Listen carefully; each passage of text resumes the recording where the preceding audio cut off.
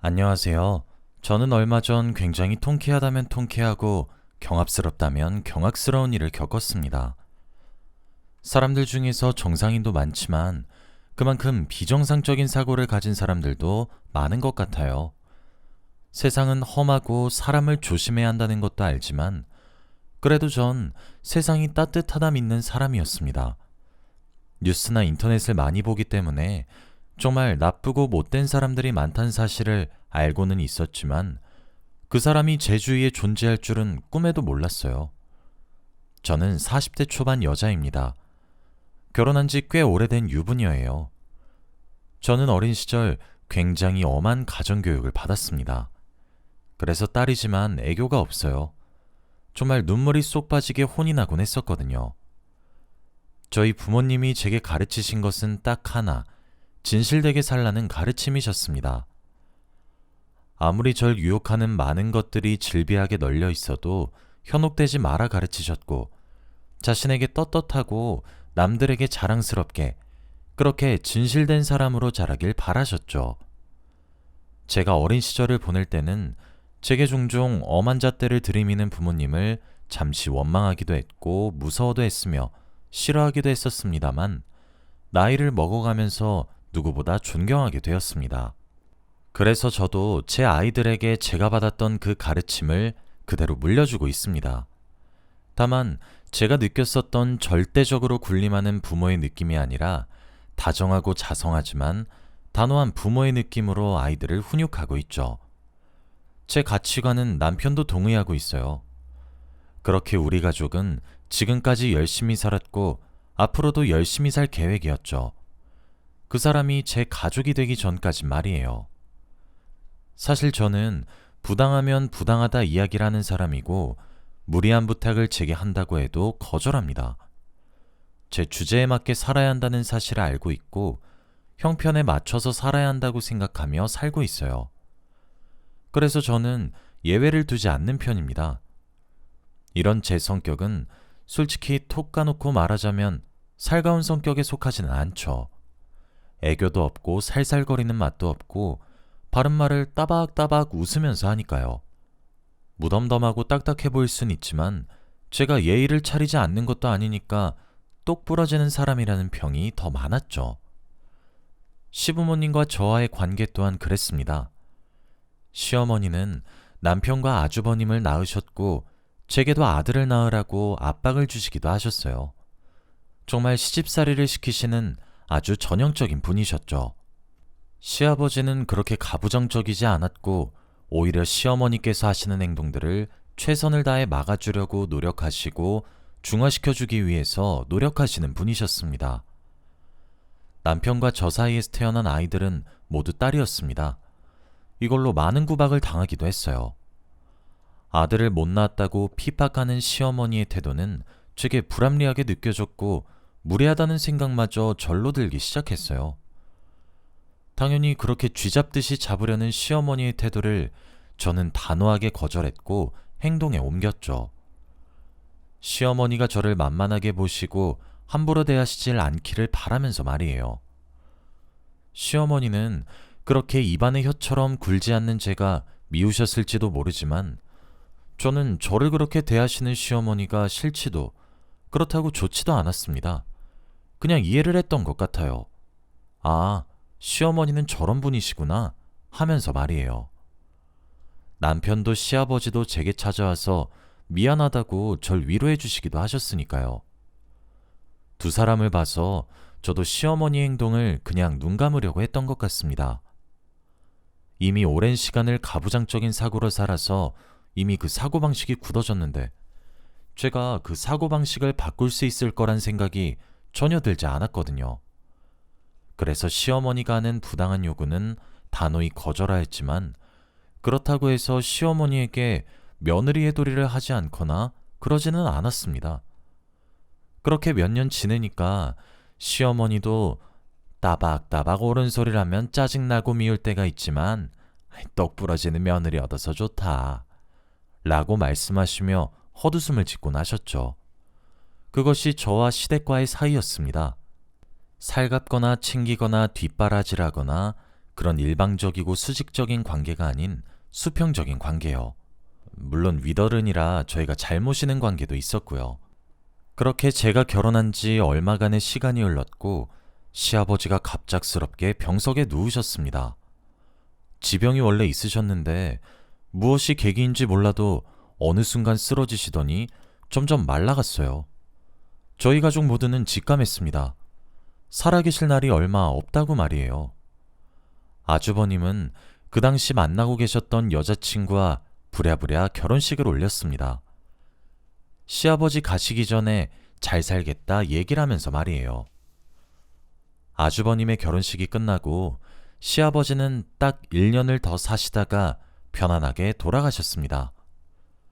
저도 시아버지께 받은 사랑이 컸기에 우리 모두가 슬퍼했어요. 그렇게 시아버지가 돌아가셨지만 제게는 형님이 생기셨죠. 형님은 살가운 사람이었고 애교가 많은 사람이었습니다. 시어머니께서는 딱딱하게 구는 저만 보시다가 본인이 원하는 며느리상이 들어오니 좋아하셨어요. 그때는 저희 모두 심지어 오랜 시간 만났던 아주버님조차 형님의 속내를 눈치채지 못하고 있었죠. 시어머니는 시아버지가 돌아가시고 난 이후 많이 슬퍼하셨지만 그래도 형님이 자주 찾아뵙고 애교도 부리고 수다도 떨고 그렇게 행동을 하시니 다시 기운을 차리셨습니다.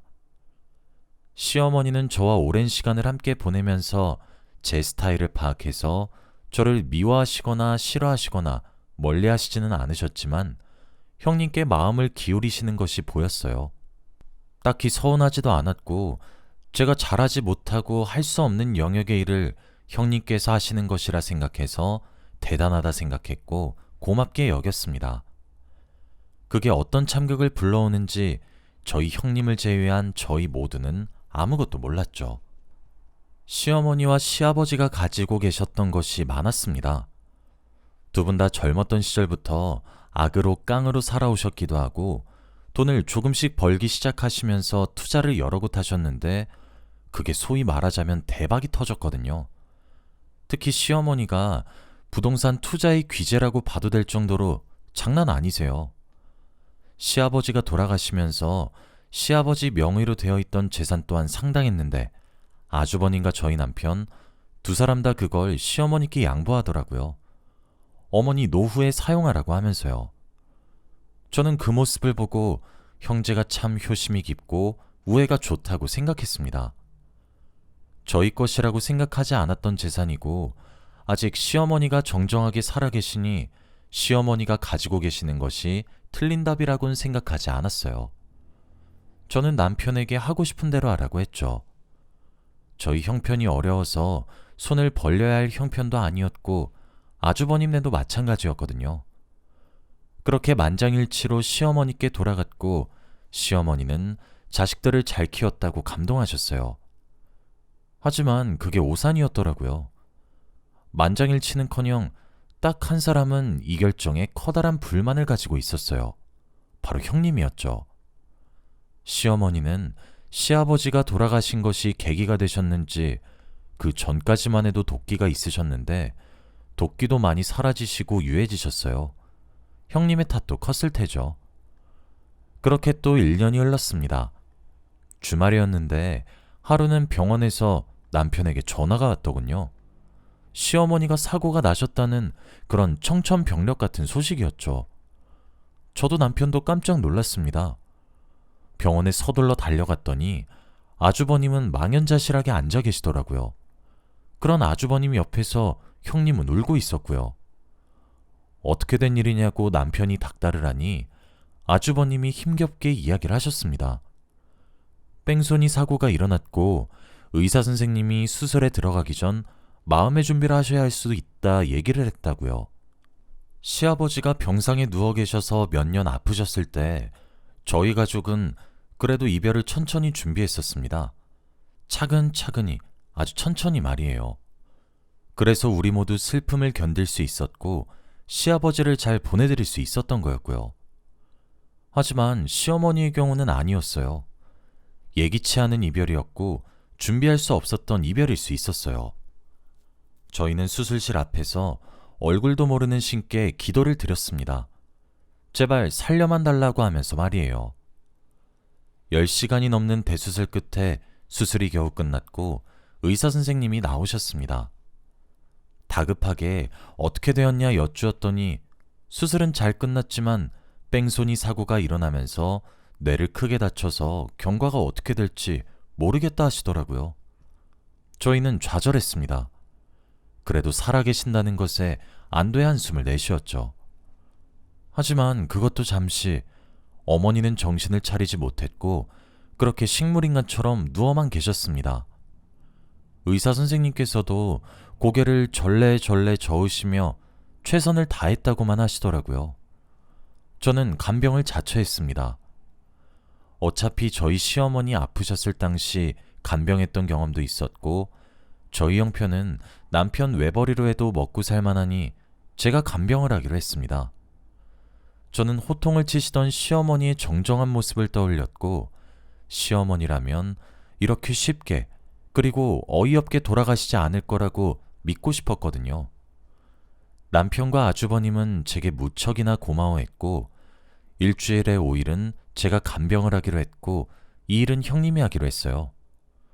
남편과 아주버님 두 사람 다 수입이 좋은 직업이라 사실 아내들이 도맡는 게 경제적이었죠. 그렇게 간병 생활이 시작되었습니다. 가만히 누워 계시는 모습을 보면 많이 야위긴 하였지만 영락없이 시어머니가 주무시고 계시는 듯 했고 벌떡 일어나서 제게 볼멘소리를 하실 것 같았어요. 그때 어디서 글을 읽었는데 사람이 죽을 때 가장 늦게 꺼지는 감각이 청각이라고 하더군요. 그래서 눈을 감는 순간 귀에 사랑한다고 속삭이면 그게 다 전해진다고 하더라고요. 저는 어머니께 매일 말을 걸었습니다. 아무런 대꾸도 리액션도 돌아오지 않아 혼잣말에 가까웠지만 늘 얘기를 걸었어요. 난생 처음 조잘거리는 거니까 듣는 사람이 의식이 없는 시어머니뿐인데도 불구하고 너무 창피했죠. 남편과 아주버님이 돈도 잘 벌고 형편도 여유롭기 때문에 시어머니의 병실은 1인실이었습니다. 그래서 딸아이들은 학교를 마치면 할머니가 계신 병실에 왔어요. 엄마인 제가 거기 있으니까요. 저는 딸아이들의 숙제를 봐주는 것도 시어머니 곁에서 했죠. 아이들이 노래를 배워오면 시어머니 앞에서 시키기도 했어요. 그리곤 시어머니 귀에 속삭였죠. 얼른 일어나셔서 손녀들 재롱을 보셔야 하지 않겠냐고. 그렇게 일주일 중 5일을 병원에 살았고 어느덧 6개월이 조금 넘는 시간이 지났죠. 그날은 시어머니 몸을 닦아드리고 있었는데 문득 손톱이 많이 자라신 것이 눈에 들어오더군요. 서랍을 열어 손톱깎이로 손톱을 자르고 있었는데 제 착각이 아니라면 시어머니 손이 꿈틀하는 듯 했어요. 시간이 멈춘 것 같았고 착각인지 아닌지 알 수가 없었습니다. 너무 미세한 움직임이었거든요. 제가 시어머니가 일어나길 바라는 마음 때문에 만든 환각인지 진실인지 구분할 수 없었던 그때였죠. 시어머니의 손가락이 누가 봐도 환각이 아닌 현실이란 사실을 일깨우듯 크게 움직였고 저는 비명을 지르듯 간호사를 호출했습니다. 그렇게 저희 어머니는 우리가 믿었던 그대로 자리를 털고 일어나셨어요. 의사는 기적이라 말씀하셨죠. 어머니는 비록 말을 할 수도 몸을 제대로 움직일 수도 없었지만 눈을 뜨셨던 겁니다. 저는 이 사실을 모두에게 알렸고 남편과 아주버님 내외까지 시어머니 병원으로 다 모였어요. 남편과 아주버님은 시어머니 손을 하나씩 부여잡고 눈물을 흘리며 감격했죠. 하지만 시어머니는 저희 가족들의 얼굴을 보자 경기를 일으키기 시작했습니다. 결국 아직 안정을 취해야 한다며 상주 보호자인 저를 제외하고 모두 격리를 당했습니다. 어머니는 잠시 정신이 돌아오셨다 놓으셨다를 반복하셨어요. 그러기를 일주일, 정신이 제대로 돌아오셨죠. 일주일 동안 저는 내내 병실에 붙어 있었어요. 1인실은 사실 정말 생활하는 데 불편함이 없었거든요.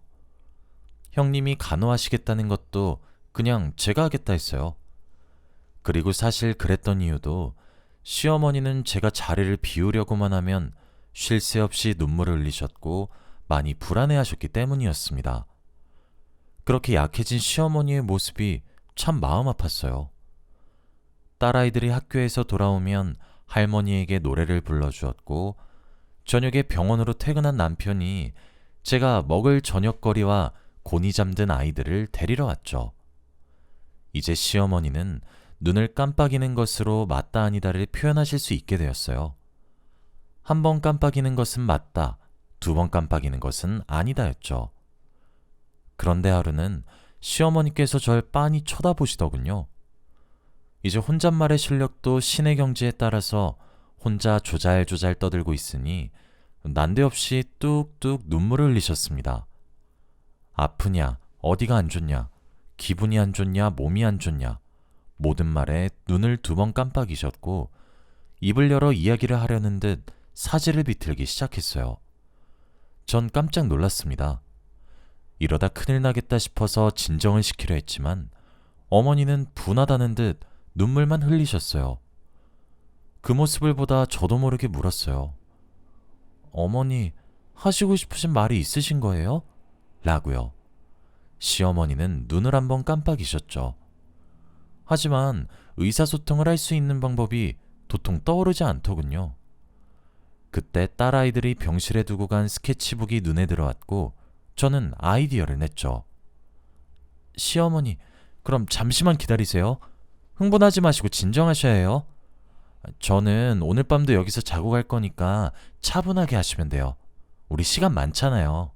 제가 딸아이 스케치북에 자음이랑 모음 전부 적어 올게요. 그리고 제가 한자 한자 짚을 테니까 시어머니 눈을 깜빡이는 걸로 대신하세요. 제가 짚어내는 글자가 맞을 때 눈을 한 번 깜빡이시고 제가 잘 못 알아들으면 두 번 깜빡이세요. 글자 하나가 완성되면 눈을 여러 번 깜빡하시는 거예요. 아시겠죠?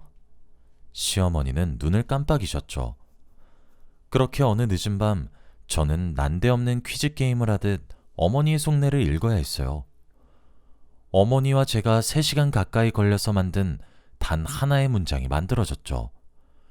그리고 그 문장이 담고 있는 의미에 저는 입을 다물지 못했고 충격에 빠졌습니다. 어머니는 제가 충격에 빠진 것을 이해한다는 듯 기다리셨죠. 어머니가 제게 말하고 싶었던 문장은 뺑소니 사고 범인은 큰 며느리였습니다. 저는 최대한 맞다 또는 아니다의 대답을 할 수 있는 질문을 던졌습니다. 그리고 그렇게 대답하지 못하는 것들은 어머니는 또 눈짓을 통해 단어를 만들어서 제게 간결히 표현하셨죠.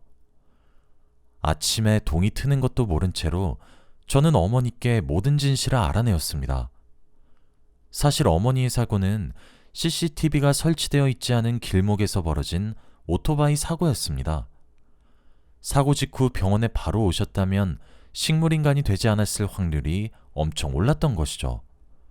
하지만 당시 길목은 인적이 드문 길목이었고 정말 우연한 기회로 지나가던 행인의 신고가 아니었다면 사실 시어머니는 그날 명을 달리하셨을 겁니다.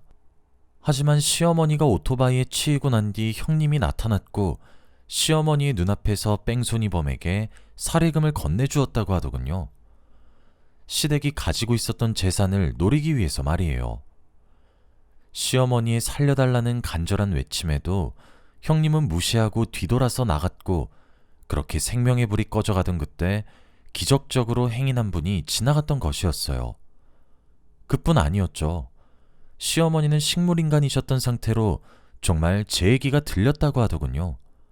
하지만 몸을 움직일 수가 없었다고 합니다. 그리고 형님이 시어머니를 모시는 날에 전화를 하는 것도 들리셨다더군요. 형님은 뺑소니범에게 시어머니 죽음을 사주한 것을 협박당하고 있었고 돈을 계속 줘야 하는 것 같다 했죠. 저는 정말 몇 시간에 걸쳐 만들어진 간단한 문장 몇 개와 단어들로 추론한 이야기가 믿기지 않았어요. 말이 되지 않는다고 생각했죠. 저는 본능적으로 이 일을 혼자서 해결해야 한다고 생각했습니다.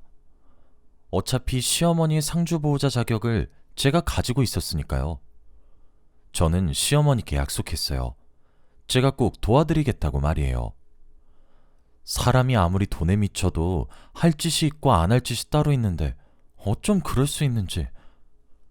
저는 저희 시어머니를 회진홍 교수님께 따로 뵙고 상의드려야 할 것이 있다고 얘기를 한 뒤 다른 사람들은 물렸습니다. 그리고 교수님께 모든 전말을 얘기해드렸죠. 아직 어머니의 진술 말고는 어떠한 증거들이 없어서 변호사를 만나러 가서 상의를 할 생각이라고요. 경찰에도 신고해서 진상을 알아봐야 할 것인데 시어머니 말씀에 따르면 가족 중 한 사람이 범인이라고, 그러니 면회금지를 선언해 주시면 안 되겠냐고 말이에요. 절대 안정이 필요한 상태라고 하면서 간곡히 부탁드렸습니다. 사실 원래는 그러시면 안 된다고는 하시더라고요. 하지만 사안이 사안인지라 교수님의 재량으로 중환자실로 시어머니를 옮기게 도와주셨어요. 가족들에게도 제가 갑자기 상태가 좋아지지 않아서 중환자실로 옮기게 되었고 면회조차 거부당했다고 얘기를 했죠. 그 모든 것이 병원의 배려였습니다. 전 시어머니에게 어떻게 진행할 것인지 알려드렸어요. 그리고 조금만 기다려달라고 했죠.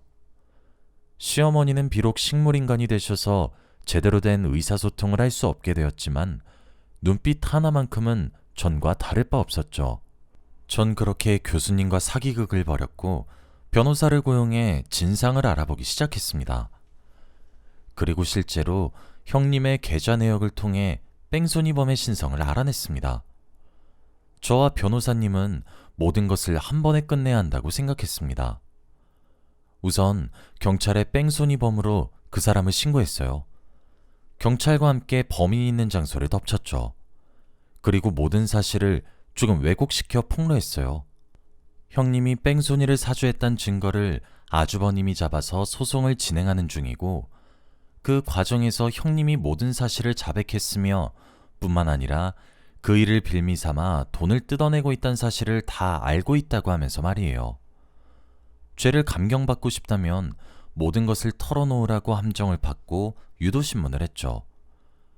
그리고 그 멍청한 놈은 모든 사실을 다 믿고 털어놓더군요. 그렇게 자신의 죄를 시인한 뺑소니범은 진술서를 썼고 그 진술서가 증거가 됐죠. 전 아주버님과 남편을 형님 몰래 따로 만났고 모든 진실을 알렸습니다. 당연히 두 사람 다 분개했죠. 형님을 벌주는 것은 일사천리로 진행이 되었습니다. 시어머니가 진술을 할 상태는 아니지만 의사소통은 가능하다는 점과 뺑소니범의 진술서를 증거로 내세웠고, 결국 뺑소니범은 살인 미수로, 형님은 살인교사 미수로 법적인 처벌을 받게 되었습니다. 남편과 아주버님은 제게 눈물을 흘리며 고맙다 인사를 하시더군요. 시어머니도 형님께서 법의 심판을 받았다는 사실을 제게 전해 듣고 난 이후 상태가 매우 좋아지셔서 아직은 발음을 제대로 하시지 못하시지만 그래도 말을 더듬으며 단어 비슷하게 말을 할 수 있을 정도로 좋아지셨습니다. 형님은 재판을 받고 끌려가고 형을 받는 그 순간까지도 소리를 지르며 발악을 하더군요. 정말 소름 끼칠 정도로 무서웠습니다. 아주버님은 당연히 이혼을 하셨고 시어머니와 아주버님은 저희 가족과 다 함께 살기로 했습니다. 시어머님은 저와 떨어지려고 하지 않으시고 많이 의지하시기도 했고, 아주버님이 시어머니 얼굴 뵐 낯이 없다고 피하는 것 같아서 제가 내린 특단의 조치였어요. 그리고 모든 식구들이 이젠 제 말이 법이 된 듯 잘 들어줍니다. 어머님도 점점 기력을 회복하시고 계시기도 하고 아주버님과 시어머니와 함께 합가라고 있지만 사실 제 몸은 힘든 것 하나 없습니다. 남편도 아주버님도 제가 손 하나 까딱하지 못하게 애를 쓰고 있고 시어머니도 눈빛으로 아들을 시키시거든요. 시어머니가 제 옆에 딱 붙어 떨어지지 않을 관계가 될 것이라고 생각도 못했는데 시어머니는 이번 기회에 제가 얼마나 애를 썼고 좋은 사람인지 다시 한 번 더 아신 것 같습니다. 저는 이번에 사탄보다 더 악마 같은 사람을 알게 되었습니다. 모쪼록 형님께서 두 번 다시 제 가족 눈앞에 나타나지 않았으면 좋겠네요. 저희는 앞으로 서로에게 더 의지하며 행복하고 화목하게 살아가 보려고 합니다. 여기까지가 제 긴 이야기였습니다. 감사합니다.